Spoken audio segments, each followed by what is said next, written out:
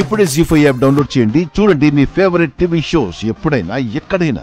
నీలాగే నేను కూడా చెయ్యని నేరానికి శిక్ష వేయించుకుని నీతో పాటు శిక్ష అనుభవించడానికి జైలుకి వచ్చేస్తాను. నాకు నిజం కావాలి, నిజం మాత్రమే కావాలి. నువ్వు ఎప్పుడు నన్ను ఏ విషయంలోనూ ఇంతలా ప్రెషర్ చేయలేదు.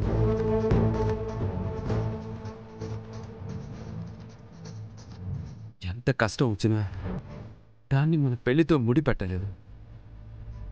ఈరోజు అలాంటి సందర్భం రావడం, నువ్వు తల మీద ఒట్టు వేయించుకోవడం, ఇదంతా జరిగిన తర్వాత కూడా నేను నిజం దాచలేదు. చెప్తాను. రాత్రి నేను ఆఫీస్ నుంచి బయటకు వస్తుంటే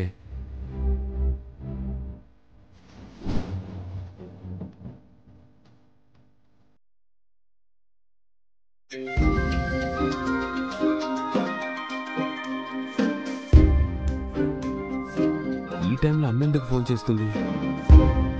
ఏదైనా అవసరం అయితే అవనియే చేసుండేది కదా. హలో అమ్మా. అవని నీ గురించి ఎదురు చూస్తోంది. బయలుదేరావా?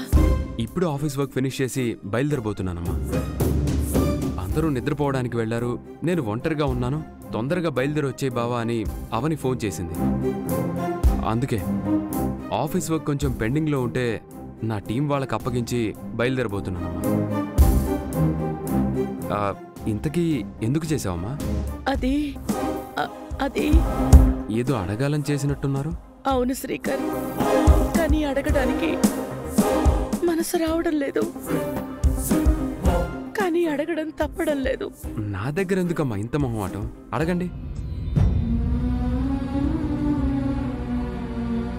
ఏ బిడ్డని ఏ తల్లిదండ్రులు అడగకూడని ఫేవర్ అడుగుతున్నాంరా. కాదనకుండా తీరుస్తావా? మీరు అడిగితే ఏది కాదను. ఎంత కష్టమైనా చేస్తాను.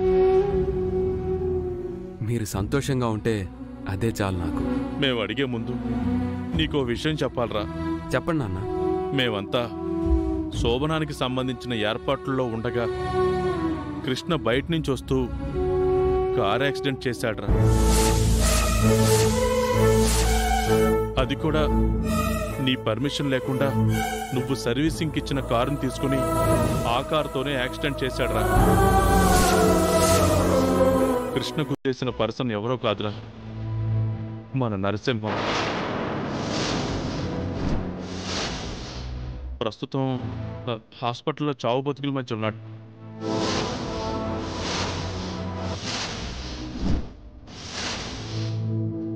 సింహం గారికి ఇప్పుడు ఎలా ఉంది? ఆ వివరాలేవి ఇంకా తెలీదు. ఇప్పుడు మీరు నా నుంచి ఏం ఎక్స్పెక్ట్ చేస్తున్నారు? అది చెప్పండి అమ్మా.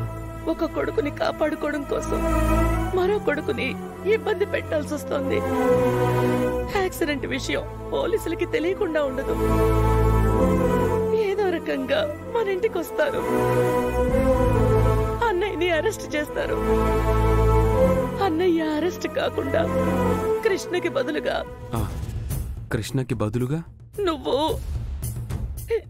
నువ్వు అరెస్ట్ అవ్వాలి. జీ5 యాప్ డౌన్లోడ్ చేసి అన్ని ఎపిసోడ్స్ పూర్తి ఉచితంగా చూడండి.